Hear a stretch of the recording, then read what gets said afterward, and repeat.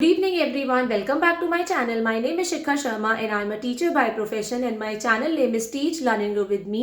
तो जितने भी एस्पिरेंट्स हैं, जितने भी कैंडिडेट्स हैं जो DSSB की वैकेंसीज का वेट कर रहे हैं और उसके लिए प्रिपरेशन कर रहे हैं, तो उनके लिए मैं लेके आई हूँ एक शॉर्ट वीडियो जिससे मैं आपके सारे डाउट्स को क्लियर करूँगी regarding the upcoming DSSB vacancies. तो आप लोगों को ये तो पता है कि हमारी पीजीटीज की वैकेंसीज ऑलमोस्ट निकल चुकी हैं एंड उनका एप्लीकेशन जो है 9 जनवरी से 7 फरवरी तक है।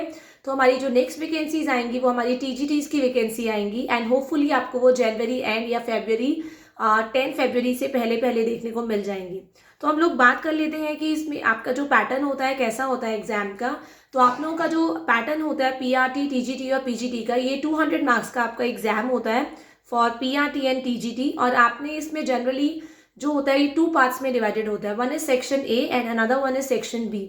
तो section A for PRT, TGT and PGT are same. जो सेक्शन ए होता है तीनों पोस्ट के लिए सेम होता है, बट सेक्शन बी जो होता है डिपेंडिंग ऑन दी सब्जेक्ट वो डिफरेंट होता है।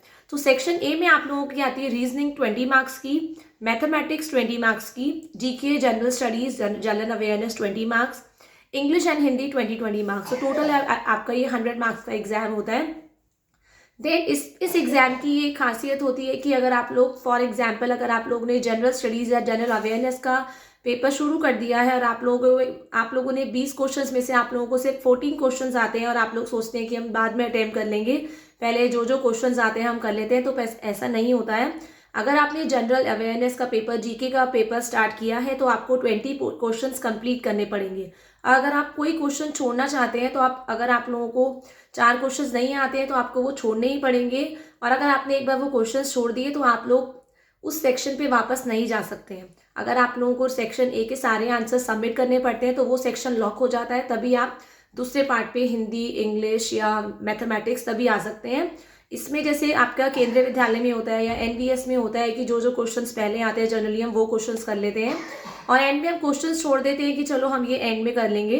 पर DSSB में ऐसा बिल्कुल भी नहीं होता है। अगर आपने कोई भी पार्ट खोला है तो उस पार्ट को आपको कंप्लीट करके ही लॉक करना पड़ेगा उसको, या जो क्वेश्चंस छोड़ दिए तो छोड़ दिए। एंड देन 0.25 की आपकी नेगेटिव मार्किंग होती है। तो आपको क्वेश्चन पेपर अटेम्प्ट बहुत ध्यान से करना है। जिन क्वेश्चंस के लिए आप लोग श्योर नहीं हैं आप उन क्वेश्चंस को छोड़ दें तो बेटर है, क्योंकि अदरवाइज ऐसा हो जाता है कि हमारे 0.25 for every wrong answer deduct हो जाते हैं। देन क्वालिफाइंग मार्क्स जो होते हैं आपके DSSB के लिए, पार्ट ए के लिए भी 40% होते हैं एंड पार्ट बी के लिए भी आपके 40% होते हैं। और आपकी जो मेरिट होती है वो टोटल दोनों के मार्क्स कैलकुलेट करके बनती है। सो ऐसा नहीं है कि आपने दोनों में 40-40 स्कोर कर लिया और 80 मार्क्स आ गए 200 में से तो आप लोगों का सिलेक्शन हो जाएगा। ये सिर्फ आपके क्वालिफाइंग मार्क्स है कि आपने एग्जाम क्वालिफाई कर लिया।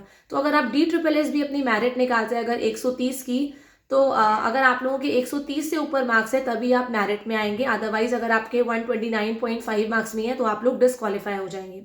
आपकी जो जनरली पीआरटी की मेरिट जाती है बहुत अच्छी खासी जाती है, 150 से ऊपर जाती है। तो आप लोगों को बहुत हार्ड वर्क करना है पीआरटी पोस्ट के लिए। एंड जो आप लोगों की टीजीटीज की मेरिट जाती है वो जनरली आपकी 130 to 140 तक चली जाती है।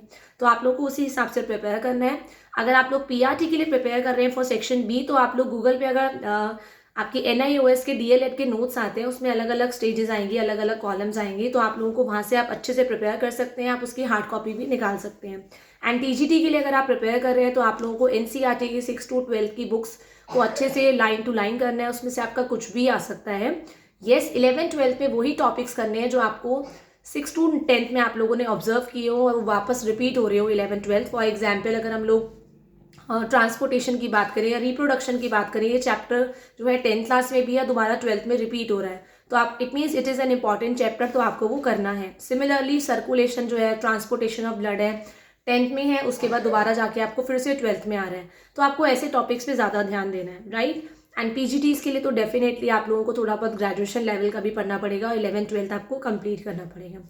Still if you are having any query related to the vacancies और preparation, you can always ask me in the comment section. Thank you everyone. Have a nice day.